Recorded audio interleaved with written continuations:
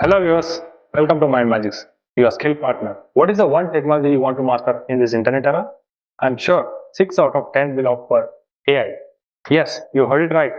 In today's world, AI is playing a key role in automating every possible industry. AI is the future. To ease the chance of getting hired in AI job role, we are here with 40 interview questions that are asked in various interviews to assess candidates' knowledge. Our experts have filtered thousands of interview questions and came up with few frequently asked questions. Before finding answers to the tricky interview questions, please do like and subscribe to our YouTube channel for successful interview guidance, tutorials, and trainings. And now, let's get started with our expert answers to the AI interview questions.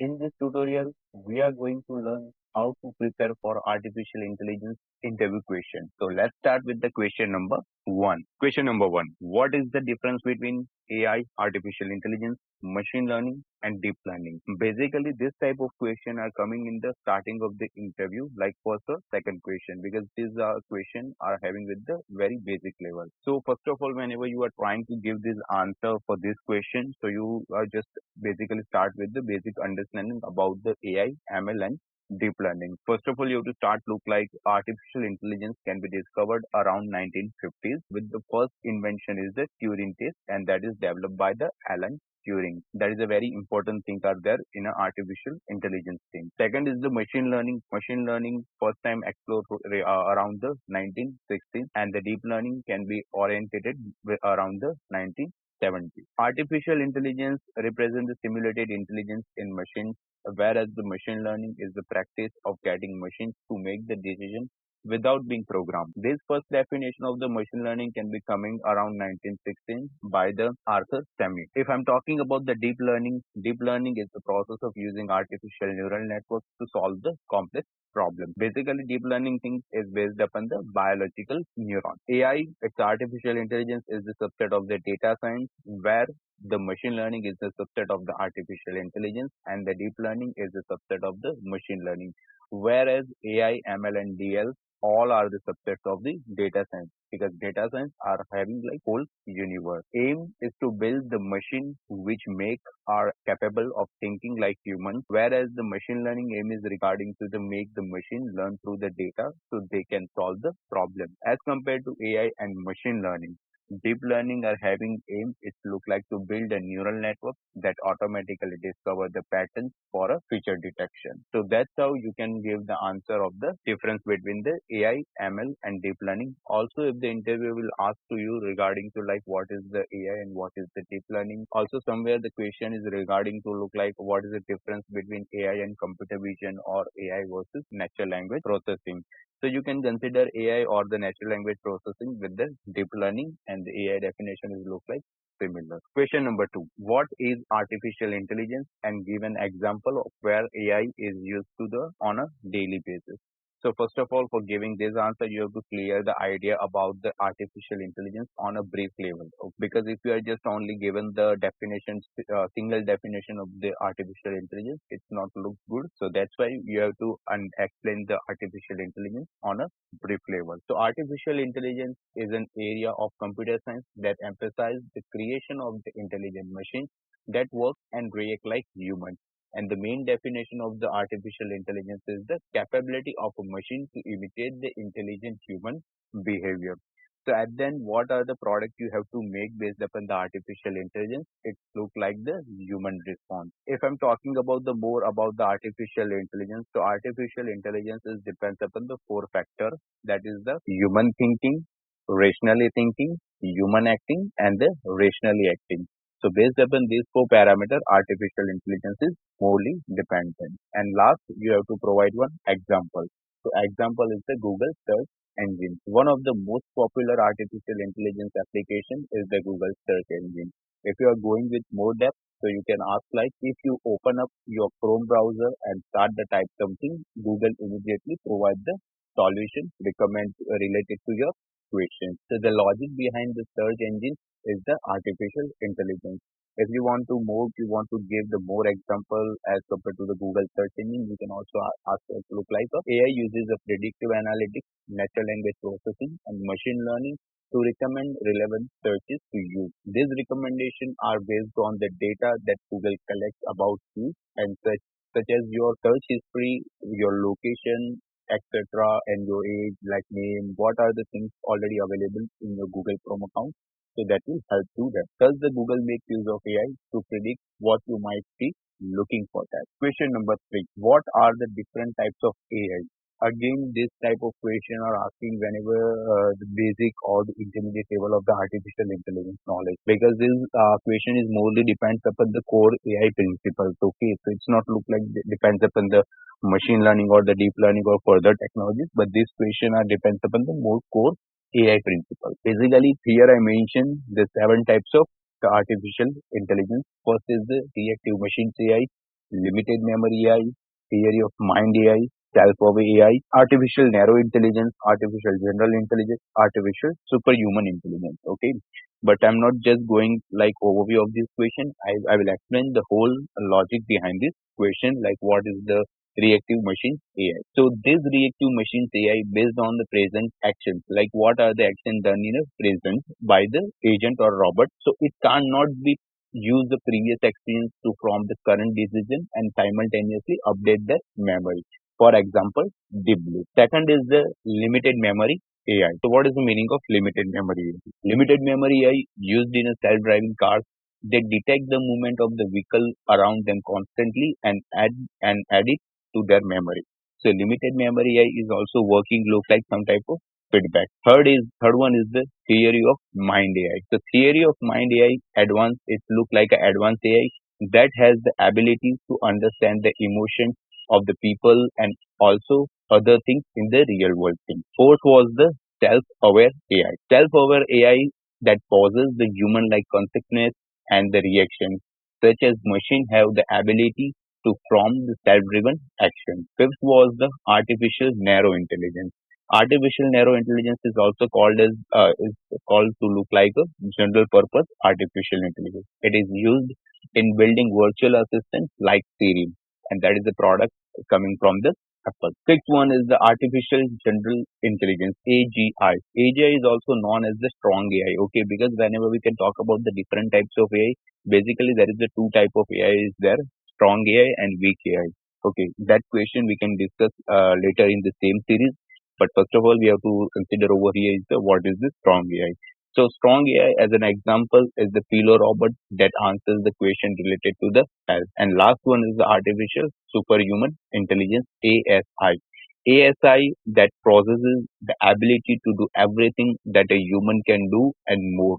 For example, it is the Alpha 2, which is the first humanoid ASI robot. So artificial superhuman intelligence that is related to that one. So that's how you have to consider the seven different types of artificial intelligence, and you have to answer look like similarly to me. Question number 4. How is machine learning related to the artificial intelligence? In a question number 1, we already seen about what are the difference between the artificial intelligence, machine learning and deep learning. Still, if you want to give the answer of this one, you are giving something little bit different to that answer. Artificial intelligence is a technique that enables machine to mimic human behavior, whereas the machine learning is a subset of the artificial intelligence, and also somewhere machine learning can play the role of the child of the artificial intelligence. It is the science of getting computers to act by feeding them data and letting them learn a few bits on their own without being explicitly programmed to do so. You can also make a difference between their algorithms. Whenever you can work with the artificial intelligence, so basically A star algorithm, A algorithm, as well as DFS algorithm, first search algorithm. Also, some type of agent will work like simple agent, model based agent, or work in artificial intelligence. Whenever we are talking about the machine learning, so in a machine learning, some type of linear regression technique, classification technique, are work over here similarly to the linear regression, logistic regression, decision tree, random forest, and the support transformation. Therefore, machine learning is a technique of implementing of the artificial intelligence. Question number 5. What is Q learning? Again, Q learning is important question, but the Q learning is not related to the machine learning or the deep learning. Q learning is related to the domain of the artificial intelligence with the business prospect. Whenever the people are solving the problem related to the artificial intelligence for business, at the same time, Q learning is helpful. The Q-learning is reinforcement learning algorithm in which an agent tries to learn the optimal policies from its past experience with the environment. Basically, the Q-learning is coming from the reinforcement learning. Reinforcement learning are coming from the machine learning. But still, the Q-learning is most probably helpful to find out the business problem.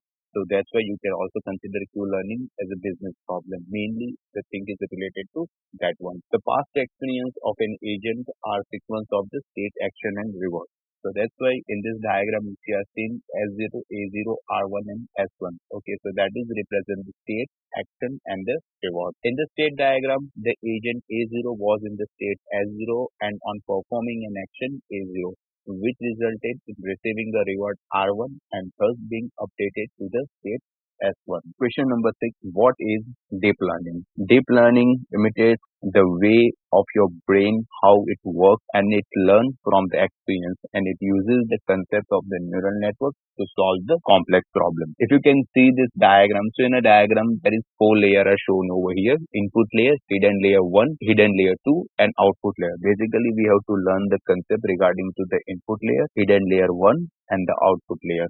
So let's talk about the input layer. What is the input layer? This layer receives all the inputs and forwards them to the hidden layer for their analysis. So that's why input layer gives their output to the hidden layer, and hidden layer will take the input from the input layer. What is the hidden layer? So in the hidden layer, various computations are carried out and the result is transferred to the output layer. There can be a n number of hidden layers are there, and then that was depends upon the problem you are trying to solve. That last layer is the output layer. So output layer can taken the input from the hidden layer output. So hidden layer output will represent the output layer input. So inner output layer is responsible for transferring the information from the neural network to the outside world. Question number 7. Explain how deep learning works. So for learning about this question, I already provided here the two diagrams. So with the help of the two diagrams, you are getting the better idea regarding to this question. Deep learning is based on the basic unit of a brain that is called to brain cell or a brain neuron that is inspired from a neuron, an artificial neuron or a perceptron was developed. So that is also called as artificial neuron or an artificial neuron. It comes from the biological neuron. A biological neuron has dendrites which are used to receive the input.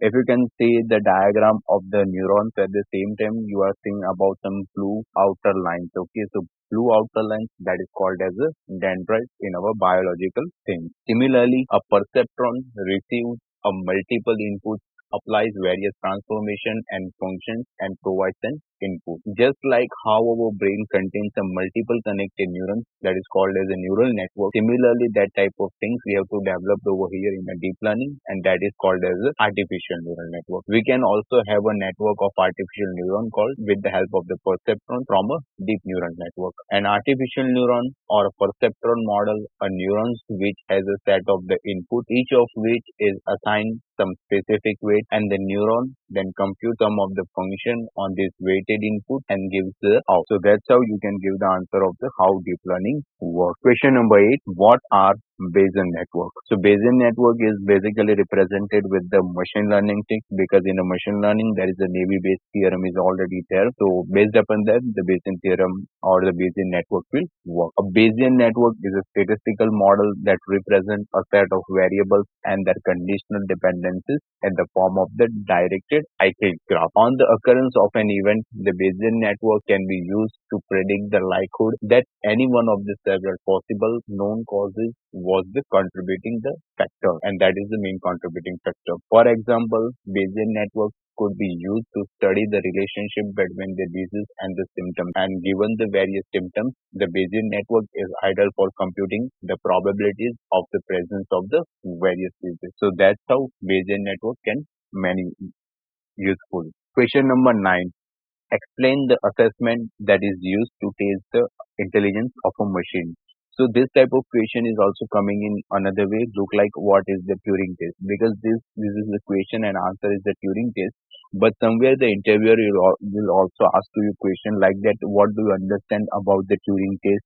and what is the meaning of Turing test. What is the Turing test? Because Turing test is very important thing in an artificial intelligence interview. So basically, I already telling you too, like Turing test is coming from the 1950s from the Alan Turing. So Alan Turing, the person who had developed the Turing test.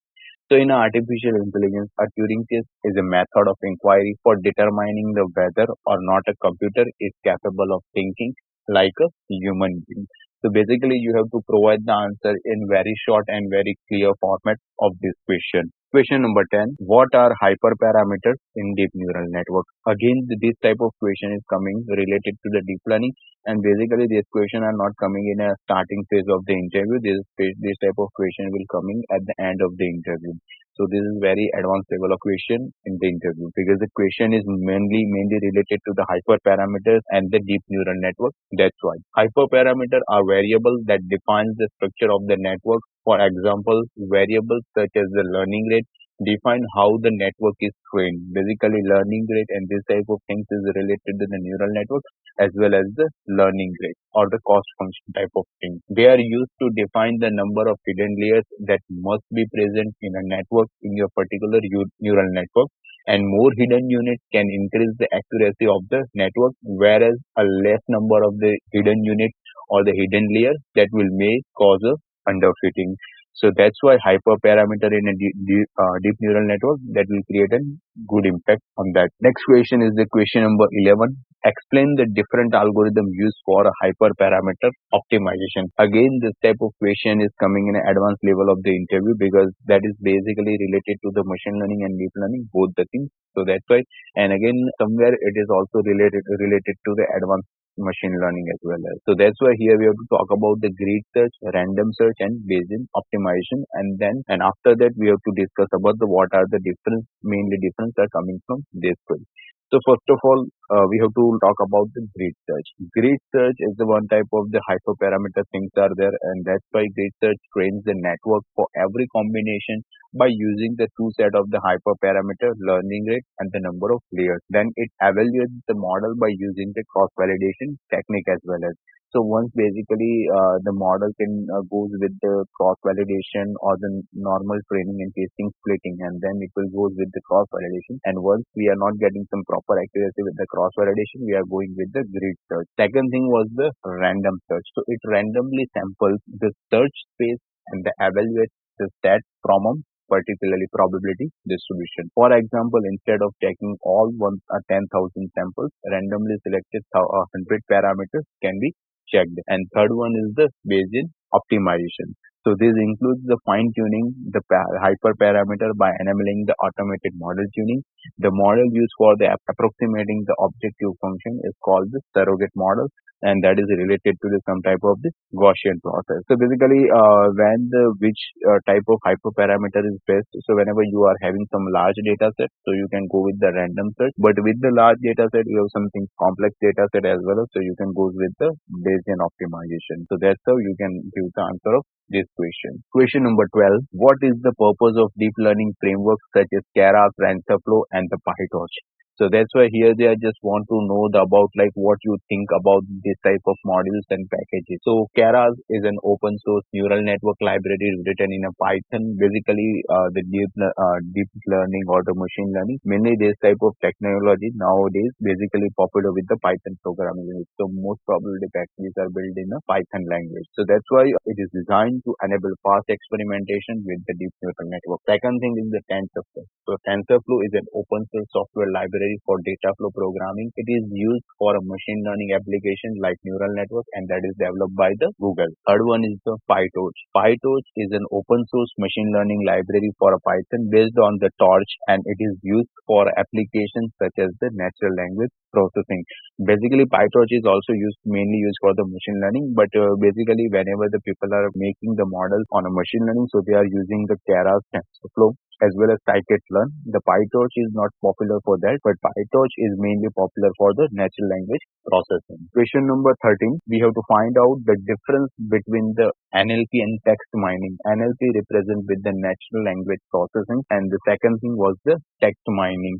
So first of all, we have to find out what is the total aim about the text mining and the natural language processing, and what is the total product related to that. Aim of the text mining is to extract the useful insight from the structure or the unstructured text. Okay, so whatever the topic you are having some type of essay. So based upon that essay, you have to find out some important words, and based upon and respect to text mining, another things we have to having natural language processing. So aim of the natural language processing is to understand what is the conveyed in a speech. Basically, the natural language processing is based upon the two things like natural language generation and natural language understanding. So NLG and NLU is the main thing regarding to the natural language processing. Text mining can be done using the text processing languages like Perl or statistical models, whereas the NLP achieved using the advanced machine learning model like deep neural network or the artificial neural network. And what are the outcome is coming from the text mining is the frequency of words, patterns, correlations, and over here in NLP, the outcome is related to the like semantic meaning of the text, sentimental analysis, grammatical structure. So these are the outcome from the natural language processing. Question number 14. What are the different components of the NLP? So in a previous question, we are already talk about the like NLP is based upon the two things, natural language understanding and natural language generation. So let's talk about that both the parts. So natural language understanding that includes the mapping input to the useful representation, and second thing was the analyzing the different aspects of the language. Whenever in a natural language generation, that includes the three things. First is the text planning, second is the sentence planning, and third one is the text realization. So that's how you have to ask about the like what are the different components of the NLP. You are not going in very depth with the component of the NLP.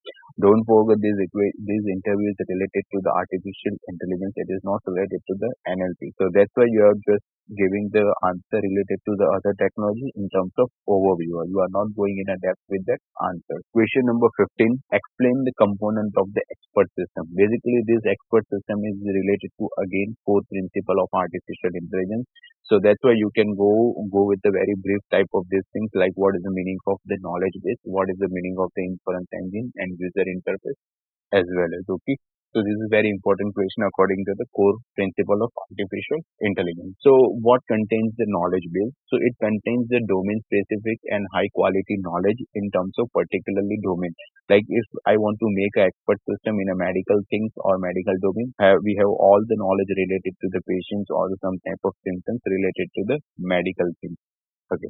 Second is the inference engine. So inference engine, it acquires and manipulates the knowledge from the knowledge base and to arrive at the particular solution. And the third one is the user interface. So the user interface provides the interaction between the user and the expert system itself. If the user will ask something question and that question answer we have to find out from the knowledge base and inference engine. So that's how expert system can contain the knowledge base, inference engine and user interface, and based upon these three components they can make the final solution related to the particular problem. Question number 16.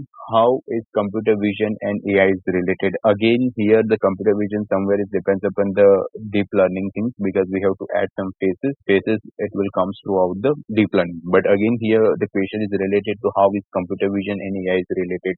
So we have to just find out the normal difference between the computer vision and artificial intelligence. Computer vision is a field of the artificial intelligence and that is used to obtain the information from the images or the multidimensional data. Machine learning algorithms such as K-means algorithm used for image segmentation, support vector machine is used for the image classification, and so on. In a machine learning, there is many more algorithms are using for a particular purpose. Therefore, particular in a computer vision will make the use of the artificial intelligence technologies to solve the complex problems such as object detection, image processing, and etc. things. Question number 17. Which is better for image classification? Supervised learning is better or the unsupervised learning is better? So here we have to justify that answer. So in a supervised classification, the image are mutually fed and interpreted by the machine learning expert to create the feature classes. And in unsupervised classification, the machine learning software creates the feature classes based upon the